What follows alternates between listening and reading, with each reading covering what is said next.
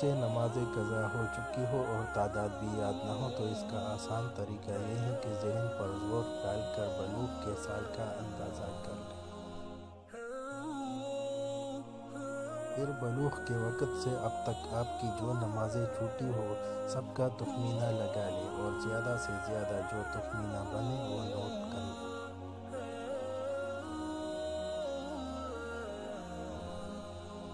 پھر حسب سہولت قضا نمازیں پڑھتے رہیں۔ جتنی نمازیں آپ قضا پڑھ لیں اتنی مقدار اپنے کاپی سے کم کرتے جائیں۔ جب ساری نمازیں پڑھ لیں گے تو آپ کا ذمہ فارغ ہو جائے گا۔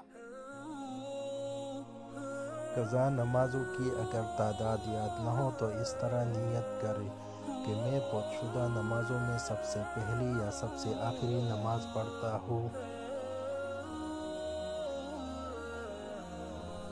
واضح رہے کہ صرف 5 وقتہ فرض نمازوں اور وتر کی قضا کرنی ہے، سنن اور نوافل کی قضا نہیں ہے۔